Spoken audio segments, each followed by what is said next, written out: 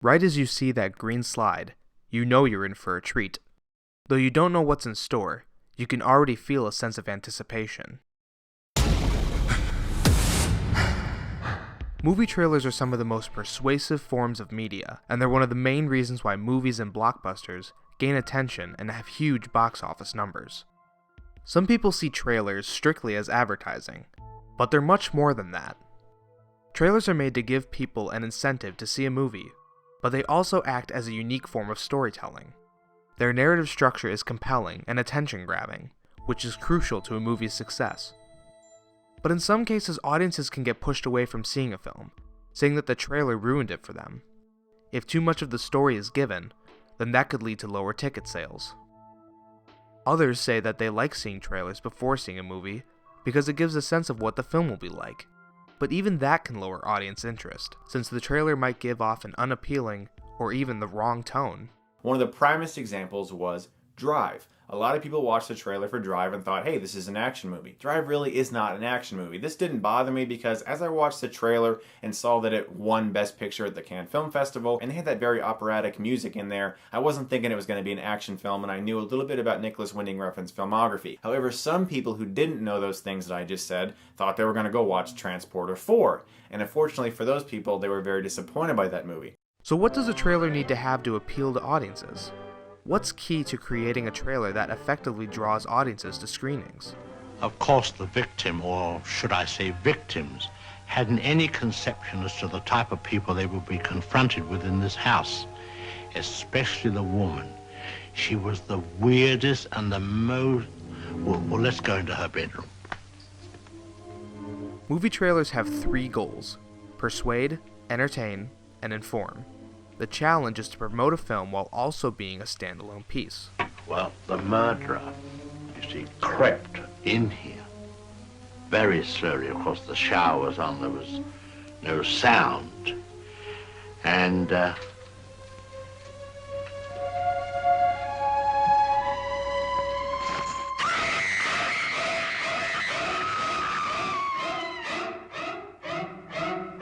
Many believe the success of a movie trailer is determined by the success of the movie it promotes. However, if the film isn't the best, then people may say that they felt manipulated by the trailer. That doesn't mean the trailer was bad. In fact, that means it did its job. So why are these videos so easily able to sell a film, whether it's good or bad? What makes a trailer successful?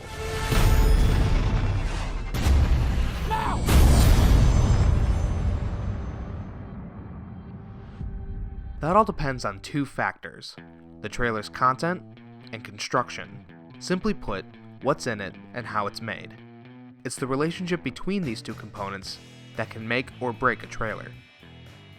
But before we explore how each element structures the trailer, there's one detail that holds it all together. Everything in the trailer is determined by the genre. It's the blueprint that helps editors decide how to approach creating the advertisement. So is it a comedy? A drama? An action-adventure? Are there subgenres? Okay, that's a lot of subgenres. After determining the genre of the film, the editor can work to accentuate the conventions of that genre. We are gonna get to the world's end if it kills us. Welcome home, boys.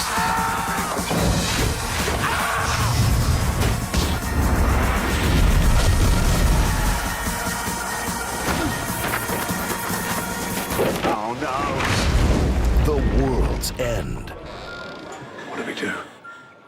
Let's finish our drinks.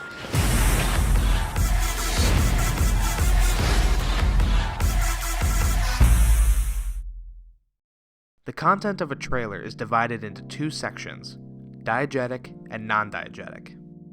Diegetic content is everything visual and oral taken from the story world, such as clips, character dialogue, and visual effects. Non-diegetic content is everything outside of the story, including copy, the movie title, and release dates. The structure and presentation of a trailer's diegetic content is one of the main reasons for its success or failure. The most important element of a film is the story, and it's the reason why people watch movies in the first place. And that should translate to how a movie is promoted. Trailers, even though they're a form of advertising, should be seen as a narrative piece. How much time till we're on? We're on, Ron! What? We're on the air right now. I'm ready. Good evening, I'm Ron Burgundy. Here's what's going on in your world tonight. Audiences are more intrigued and inclined to see a film when a trailer has a narrative flow. So treating a trailer with the same approach as a short narrative increases the chances of gaining popularity. There's something wrong with Nana and Papa. They're just old. Bear with it for a couple of days. Of course, the trailer's story should match the film itself. Nana, you okay?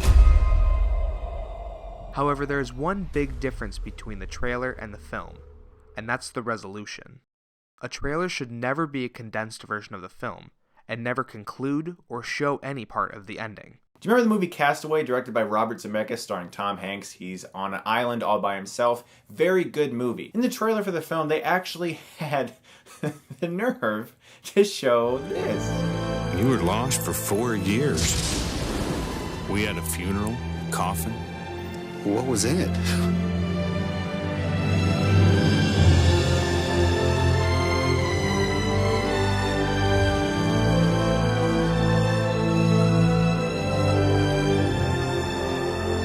They literally show in the trailer that he makes it off the island. As Stephen Garrett says, never resolve anything. Whenever possible, leave questions unanswered. Don't tie up loose ends. Keep the audience wanting more. There's a reason we woke up early. So this brings up the number one question for movie trailers. How much is too much? In case there's a film executive watching this wondering why this Spidey sequel did not gross over $1 billion, it's because everyone had already seen all they needed to in the trailers. I don't know, shot at by machine guns. Literally everything, from Electro's inception to Harry Osborn becoming the Green Goblin, to the plane crash that killed Peter's parents was in the trailers. Yeah. Oh, that was implied. I was implying that. Plus, we basically spent the whole movie waiting for that epic battle with Rhino that you promised with that sweet slow-mo shot, only to find it was not even in the movie. Seriously, you ended at the most exciting part.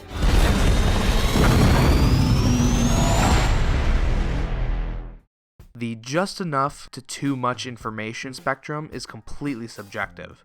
So no matter what, there will be people that say that a trailer completely spoils a movie. But to put it into perspective, it has to communicate the film while at the same time hold it back. One trailer that did this well was the Doctor Strange teaser trailer. Being a Marvel origin story, it had a lot to tell, but the trailer used an approach that left even some of the biggest fans wondering.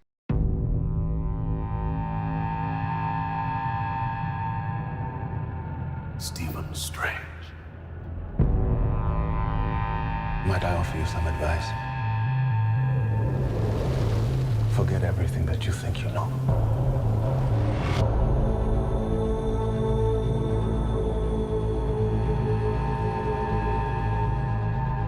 You're a man looking at the world through a keyhole. You've spent your life trying to widen it. Your work saved the lives of thousands. What if I told you that reality is one of many? I don't believe in fairy tales about chakras or energy or the power of belief. You wonder what I see in your future? Possibility.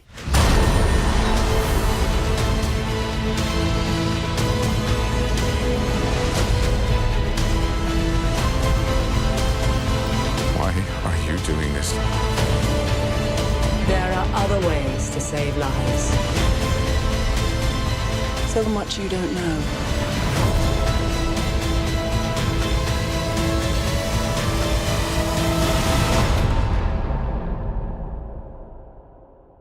Teach me.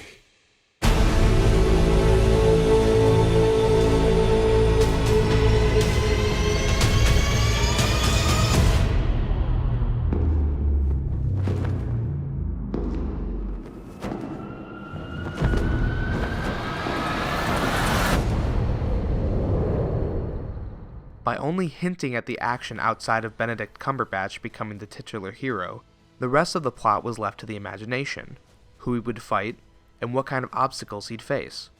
Along with that, they were still able to showcase the phenomenal visual effects in the film. Conversely, the second Doctor Strange trailer had a bit more information to it, giving light to other characters and plot points. There's one part of the trailer that really exemplifies how much is too much.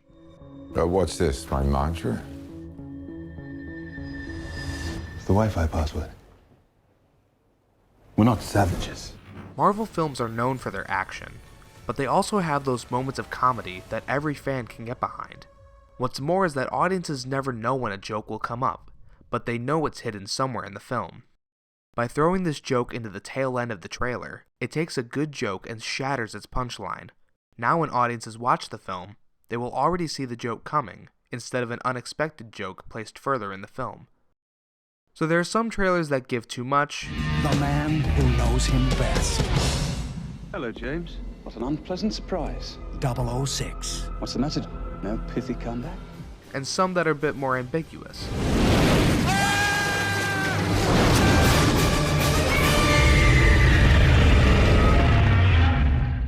So what's the perfect amount of story in a trailer? This is how I met Tyler Durden. Come on, hit me before I lose my nerve. Ow!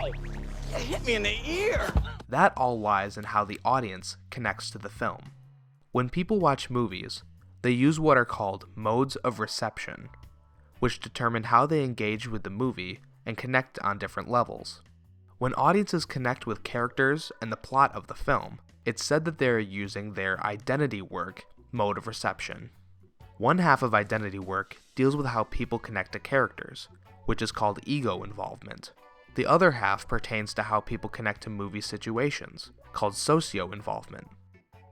When making a trailer, editors need to introduce the plot and the characters so that the audience will be able to make a connection between the film and their own lives. That's the connection that gives people the incentive to see the entire film. For instance, a person may be more inclined to see a romantic comedy because of how they can associate their lives and their relationships to those in the film. So realistically, a trailer should only need enough story to make that connection with audiences. By structuring the trailer to showcase character personalities and the world that they live in, audiences can identify with the movie and have a motivation to see it. Now, something that needs to be mentioned is how people watch trailers. With the technology and social media we use today, trailer editors need to be aware of the content that they put in. When trailers were restricted to only being shown in the cinema, editors could sneak some pretty revealing shots and information without having to worry, since viewers would only see it once. But now that trailers are everywhere, people can watch, pause, rewind, and analyze every frame of a trailer. The amount of detail that people can find in a trailer is ridiculous when they have free range to inspect every shot. But this brings up a good point. Do people think that trailers spoil movies because of what's in them? Or do they spoil it themselves because of how they analyze it? We actually have an idea, though, Yeah. of someone else it could be that I think would be a little more interesting. Right, yeah. Check out this sword that Diana's planning on attacking him with. Now, if this guy were just a human, she wouldn't need this cool, magical Amazonian sword to kill him, right? But super delicate. So, what if it's not a human, but it's a god? In fact, we're thinking it might be the god Ares, that's the god of war, and he's a recurring enemy to Wonder Woman in the comics. Now, we're thinking that it's possible that he's taking a human form and manipulating political events to bring the world deeper into war. That would totally be in line with what Ares is all about. Either way, whether it's revealing or not, story is critical to the trailer, and it gives audiences the desire to see the film.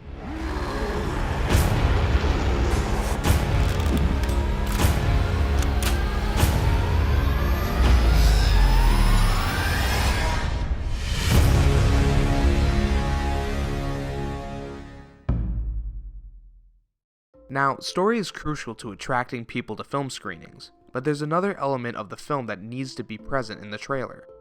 As audiences connect more with characters and the situations that they're put in, they connect to the emotion that is felt within the film.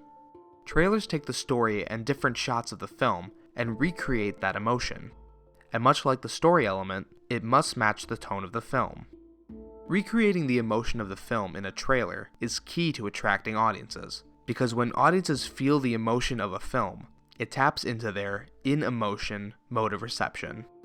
When the in-emotion mode of reception is used, it means that audiences are emotionally involved with the film. If a person has a range of emotions or feels moved by a picture, then that means that they were able to get emotionally involved. In the same way, developing a trailer whose ultimate goal is to emotionally move an audience will attract viewers better than just the narrative alone.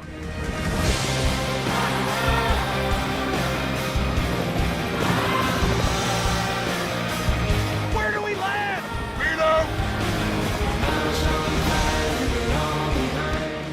The argument here is that the viewer's desire not only regards the narrative, because the trailer also seeks to arouse a desire in the viewer to get more of the emotive register in the film. Different elements of the trailer contribute to this emotion. The characters, dialogue, and background music all help to create the overall tone of the trailer. I remember seeing the trailer for Age of Ultron and wanting to feel that same level of fear that the Avengers would. But it was a bit disappointing when Ultron wasn't as ominous as he was in the trailer. Invaders create Avengers. People create smaller people.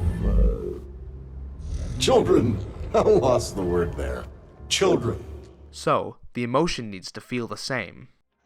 So if an editor can create a concise, question-raising, and not too revealing trailer that's able to capture the tone and emotion of the film, then that's the strongest way of organizing the diegetic content. How far are you going?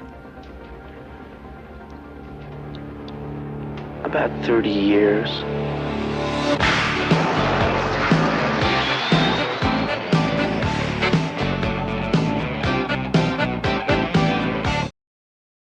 So now that the story is sorted out, it's time to add the non-diegetic component to the trailer. Every trailer has at least some form of non-diegetic content in its runtime.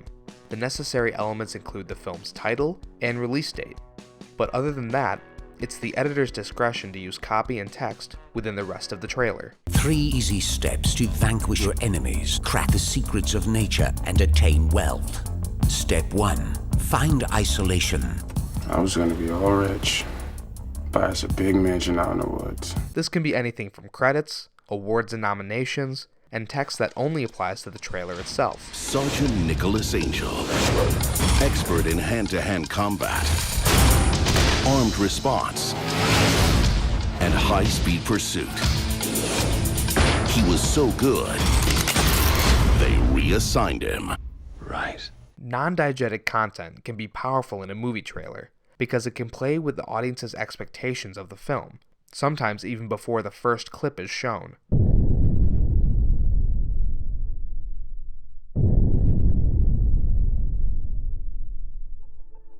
For instance, if you see text appear on the screen that says, "From Academy Award winner Spike Jonze," what would your first thought be?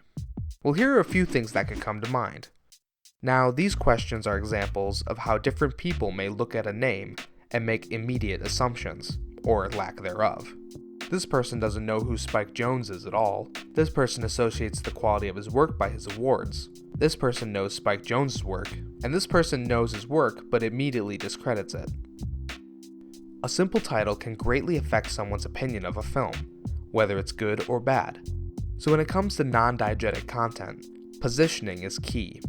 Trailer editors need to make sure that whatever copy they use appears as an interest boost. In the film industry, actors, directors, and writers provide consumers with this prior knowledge. People involved in a film have a direct influence on how consumers form expectations of the quality of the film.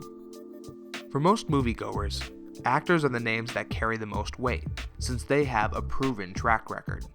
For instance, if you saw Matt Damon, Rachel McAdams, and Denzel Washington appear on screen, would you be more likely to make a quick assumption about the quality of the film? Of course, that's when the story comes into play, since audiences can see how these actors will behave in the story world. And Nicolas Cage as Fu Manchu. This is my mission!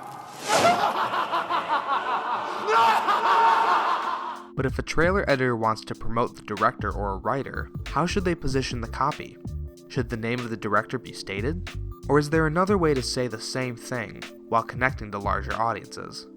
Well, the only thing bigger than a director's name are their movies, and that acts as his or her track record. And even if people haven't seen their movies, there's a chance that they've heard about them.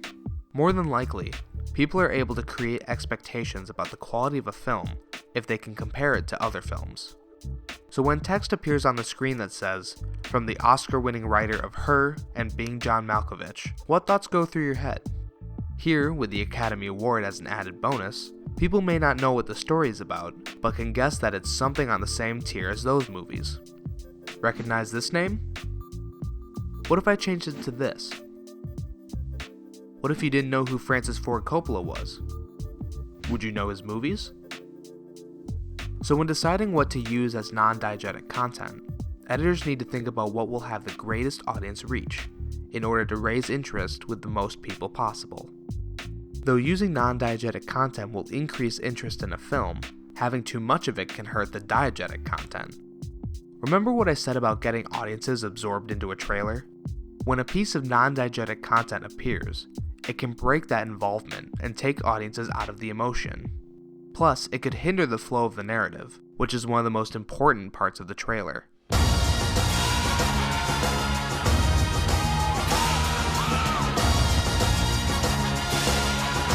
How do you like the bounty hunting business?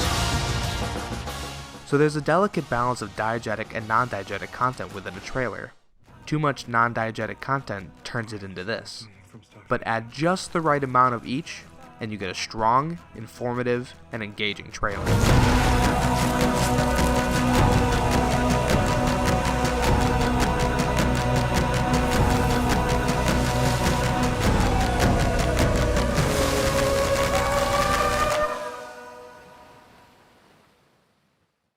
One trailer that I found really successful in the way it showed its content is the trailer for Don't Breathe. Its setup, the way it showed the main conflict, and the way it hinted at something deeper is what really caught my eye. Take a look. Your lips look sore. That's how you're making your cash out there? What do you say you and I move away from Mom together? It's a promise. You're leaving? Yeah, as soon as I have the money. When are you coming back? Never. Yo, I got our ticket out of here. Rumor is this guy is sitting on at least 300K. Boom! That's our guy. Wait, is he blind? We messed up to rob a blind guy, isn't it? Just because he's blind don't mean he's insane, bro.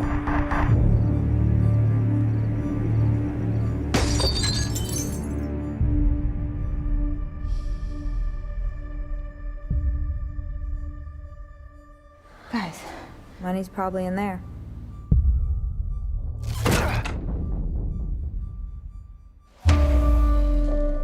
Who's there? Stay right there. How many of you are there? Just me, man, all right? Just let me go, please. Okay, I swear to God.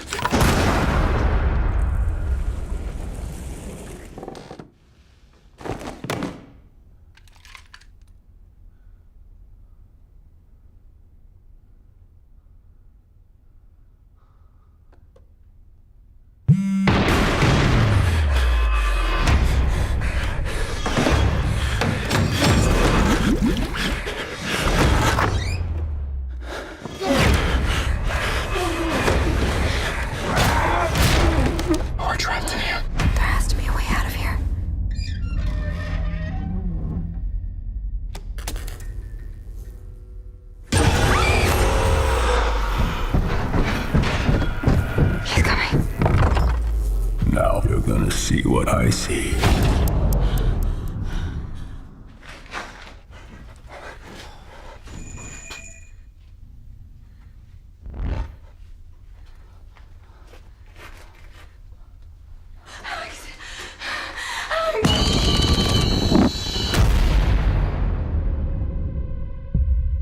Alright, let's go through and see how the content is laid out so any viewer could understand the story, but still want to see the film. They set up the reason for why they need to get the money. They use narrative clips to set up the situation of the people being inside the house with the blind man. They gave the premise, 2 people stuck in a house with a blind killer.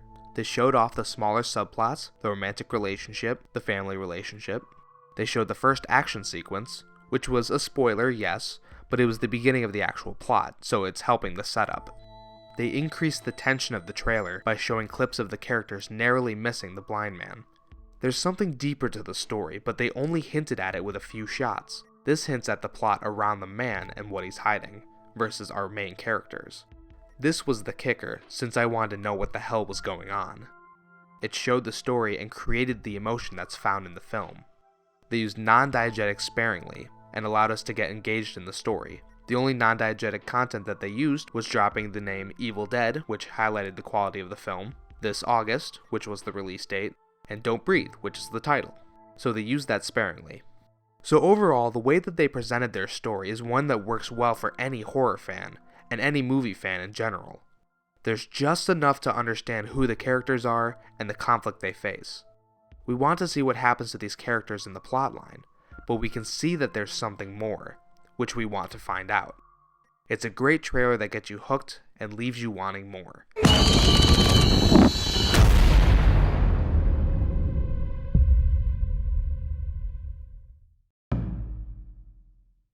So a trailer has all of this content that needs to be displayed, but what process of putting it together will get the most audience engagement?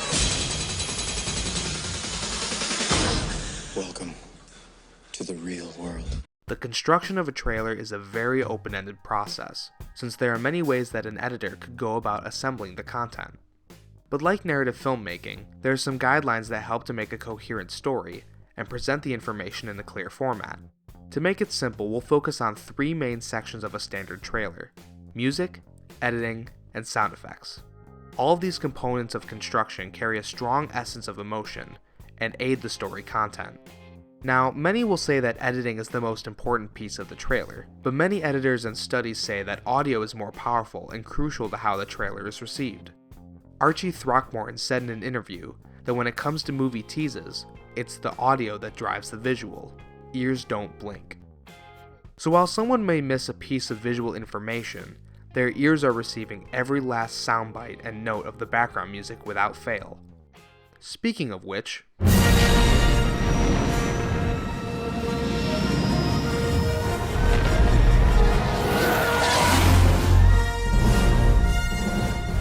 now I know what you're thinking.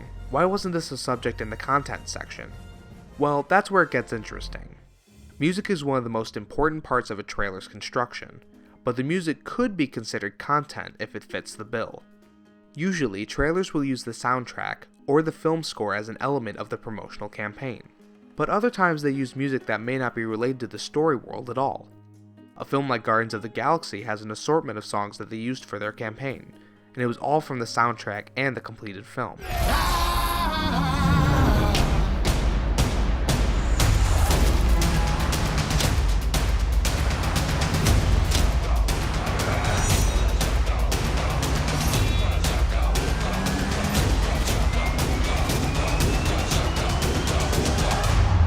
Call themselves the Guardians of the Galaxy. What a bunch of a-holes.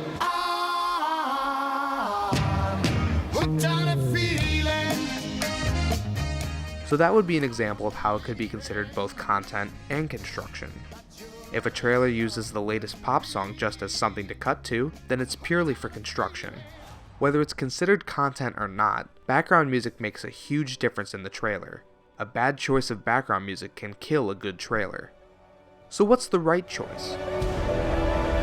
You're in so much trouble. I'll answer that with another question. What tone is the trailer trying to emulate?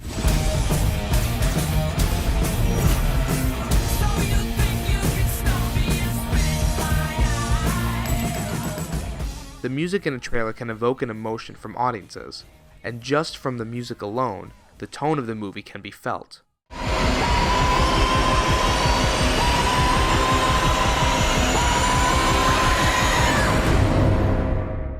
Add the visuals to the equation, and you have the complete package.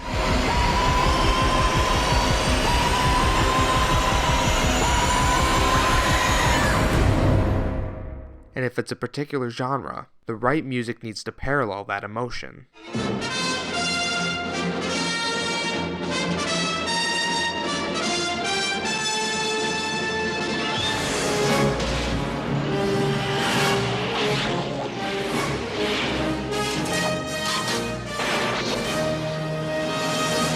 Oftentimes, the music is the first thing that's seen or heard in a trailer, and from the first note it introduces the audience to the genre and the tone. Plus, it allows them to make assumptions about the film.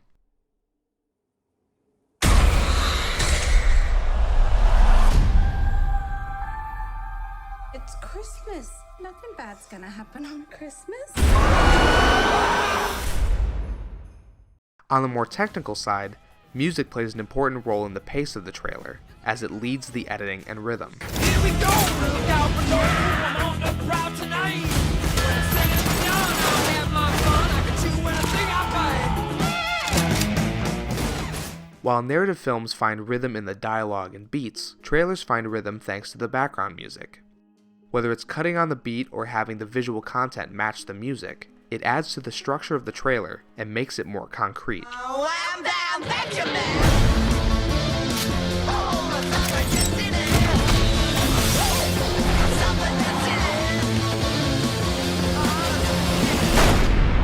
If you get blood on the carpet, you have to take the carpet up! Basically, the music acts as a foundation to build the picture on. When the music gets faster, the cuts become faster, sometimes leading to a flutter cut. When the music is slower, the cuts may start to be longer or use slower transitions like fades.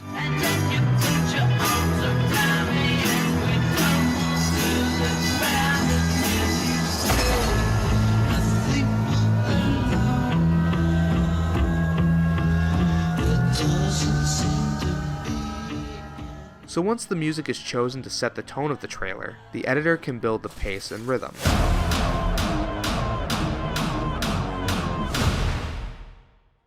Just like how different genres have unique conventions, they also have associated editing styles. Like everything that's been said before, the editing style of the trailer needs to match the styling of the film. Oh, Jesus. Oh, that's not good. No, no, no. Oh, you're not gonna walk that one off. Oh, that's so gross. Oh, I'm so sorry. If a different editing style is used in the trailer, then there's a chance that people's expectations of the film and its tone will not be fulfilled. In other words, there may be false advertising. We've seen recut trailers of comedies as horror films and horror films as comedies, and it's all thanks to how the content is edited. Go ahead and scream your head up! We're miles from where anyone can hear you!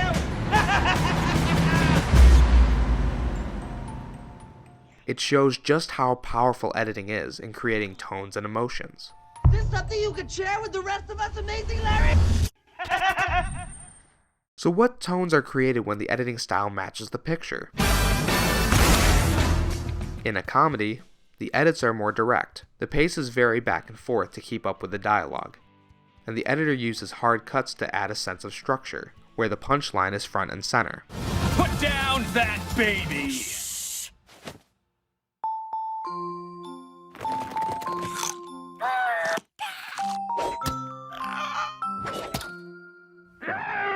Drama films, on the other hand, have very flowing edits, utilizing L cuts and J cuts to lead in dialogue.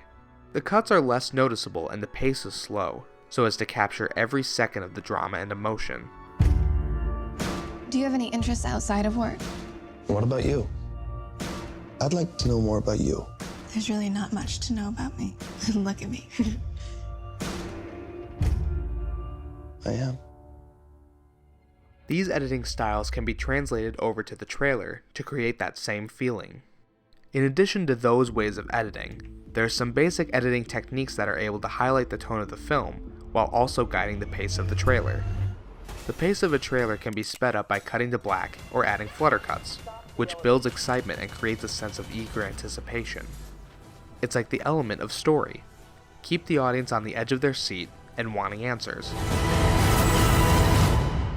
In the same way, fading to black tends to slow the pace of the film and create a sense of suspicion or uncertainty. Much like cuts to black, it makes the audience want more from the trailer. I've got kids, Professor. How long would I be gone? 8. I'm asking you to trust me. 7. Murph. You have to talk to me, Murph. 6. I need to fix this before I go. So when an editor is set to create a trailer, the construction of the information needs to match the film, which in turn leads to successfully promoting the film. The pace and tone will match the films, and the audience will get a sense of what the film will be like. Scott Pilgrim? Hi, I was thinking about asking you out, but then I realized how stupid that would be. That's okay. You just need to sign for this, all right? So do you want to go out sometime? If I say yes, will you sign for your damn package? So yeah, 8 o'clock? Scott Pilgrim versus the world. Maybe next time we don't date the girl with 11 evil ex-boyfriends. 7. Oh, that's not that bad.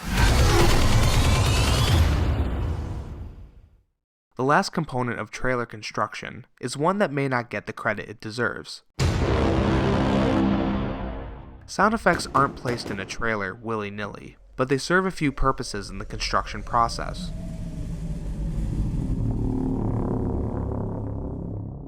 For one, sound effects add context to a trailer, as more often than not, the sound effects are found within the film itself.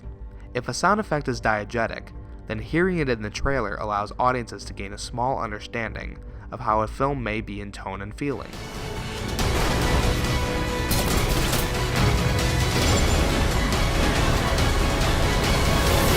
This is your destiny. Inception's loud and recognizable was heavily used in the trailer as a way to add a dark undertone to the clips of mind-bending reality. Mr. Cobb has a job offer he would like to discuss with you. What kind of work placement?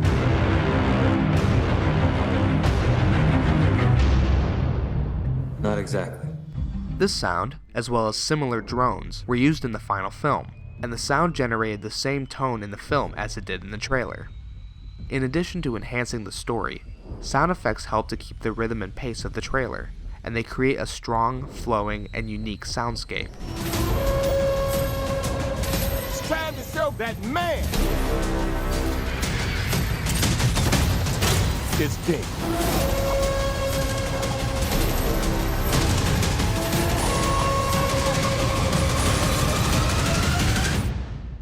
A sharp sound effect like an explosion or a gunshot can be used to amplify the beat of the music, or even be used to intensify a cut. Move a little strange, you're gonna get a bullet. Not a warning, not a question. A bullet. If a trailer is lacking in sound effects, then it would seem empty and dull. But when an editor places an array of sound effects in the trailer, they're able to keep the audience engaged with the content. If you are thinking of opening this door, don't. Construction is unique from genre to genre, and from editor to editor, but across all trailers, the strong relationship between the audio and the editing will enhance the story and create an emotion that audiences can connect to.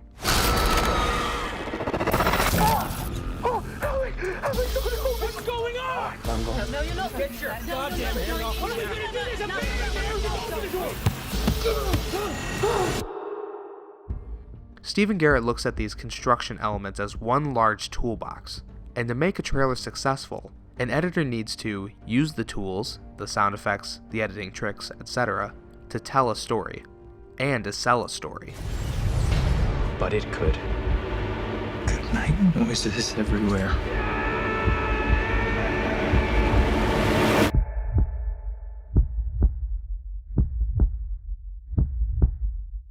There was one trailer that really stuck with me after I saw it, and it was mainly because of how it was constructed.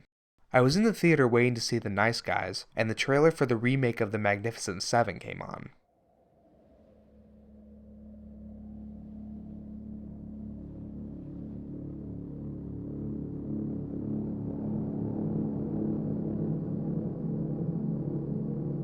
Sir, I have a proposition.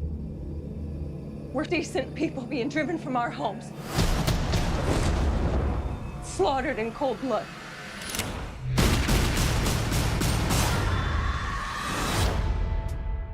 So you seek revenge? I seek righteousness. But I'll take revenge.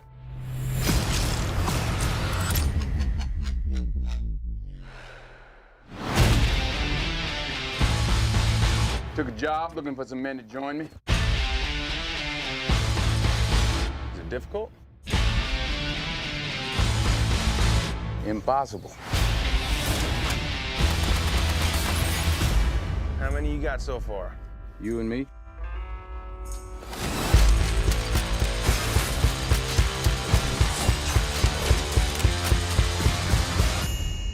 Quite a batch of strays. This is not going to end well.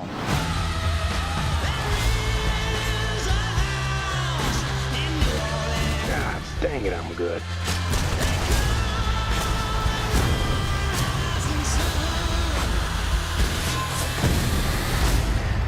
How many men you say?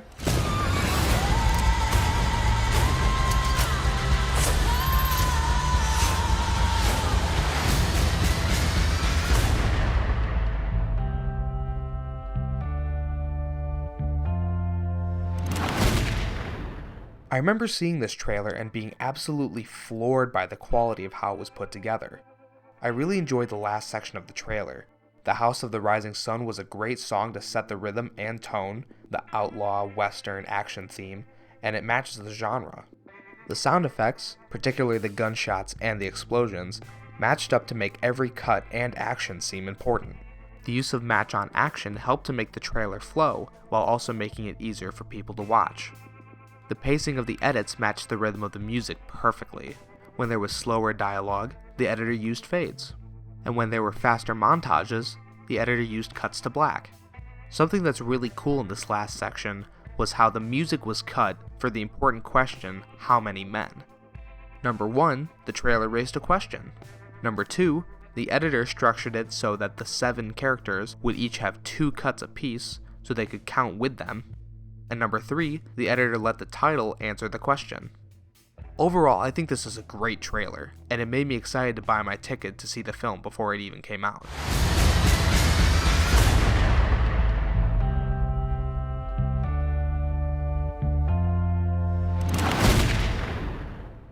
So that was a lot to take in, but I hope you got an understanding of how trailers work. In a nutshell, it's all about balance and blend. There's a balance of how much story to tell and how much to keep a secret. It's a balance of diegetic and non-diegetic and how well they blend together. And it's the blend of editing and sound in the construction of the trailer. With these in mind, editors need to carefully approach movie promotions in order to gain the most attraction from audiences.